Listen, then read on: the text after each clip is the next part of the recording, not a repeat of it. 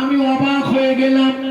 1 নয় 2 নয় 7 মিনিট উনি যে গুনিয়েছেন তা না, তবে এত দীর্ঘ সময় ছিল। উনি বলছেন এত দীর্ঘ সময় দাঁড়িয়ে আমি আল্লাহর কাবা শরীফটাকে দেখলাম।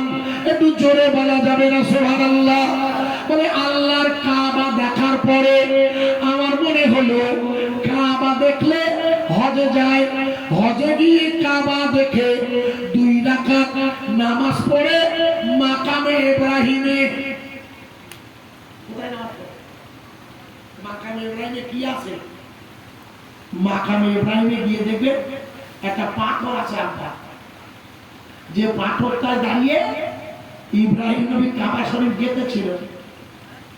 গত সপ্তাহে কলকাতার আরজিকার হাসপাতালে কেড়ে ওই লিফট ভেঙে মারা গেছে, জানেন?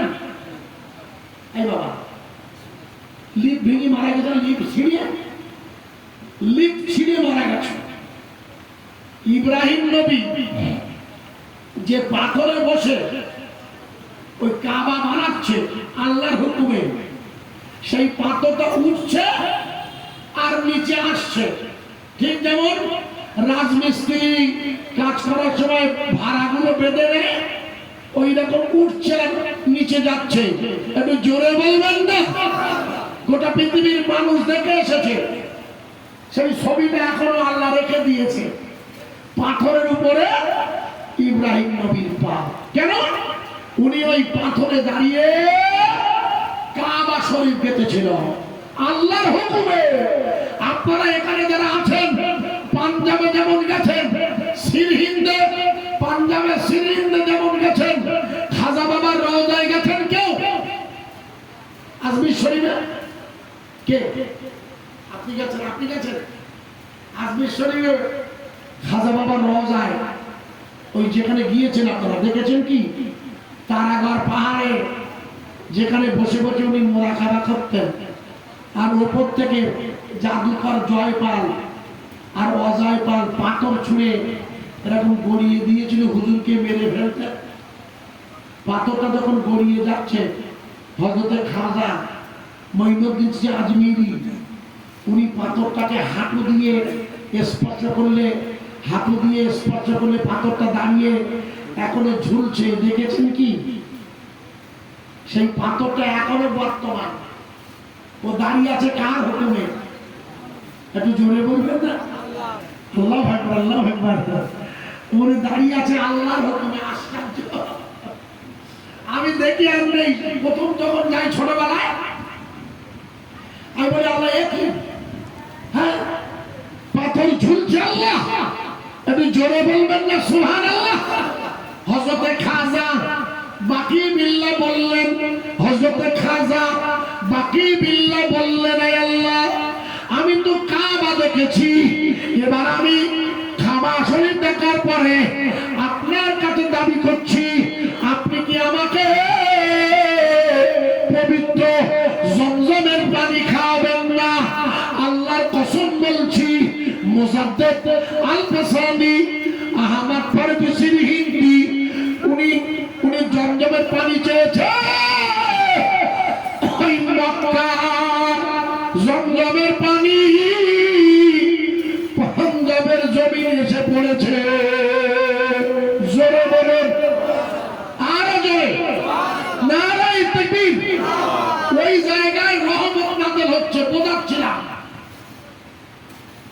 ওই মুজাদ্দেদ আল-ফাসানির কবরে। আর রহমত নাযিল হচ্ছে কোথায়? ভুলে গেলেন? হযরত আবু দারদা বললেন, জিবরিল বলছে যেখানে আল্লাহ রাসূলের সাথে আলোচনা হয় সেখানে রহমত নাযিল হচ্ছে। মনে নেই? ভুলে যান কেন? আল্লাহর নবী বলি জিবরিল, আল্লাহর হাবিব বলি জিবরিল। ও ভাই জিবরিল, 1 নম্বর হলো রহমত, 2 নম্বরটা কি? বলে ইয়া রাসূলুল্লাহ, ইয়া হাবিবাল্লাহ, 2 নম্বরটা হলো মাগফিরাত। মাগফিরাত মানে হলো ক্ষমা। এখানে যারা আছে ভান্ডারীর বাড়িতে এখানে যারা আছে ওই রামানন্দপুর সুন্দরপুরের জলসাতে বৃষ্টি ভেজা রাতে বৃষ্টি পড়ছে মনে হয়, তবু আপনারা দিনের মাজমায় বসে আছেন। হযরতে জিবরিল আমিন বললে, ইয়া রাসূলুল্লাহ, ইয়া হাবিবাল্লাহ, আল্লাহ ওদের সকলকে মাগফিরাত মানে ক্ষমা করে দিয়েছে।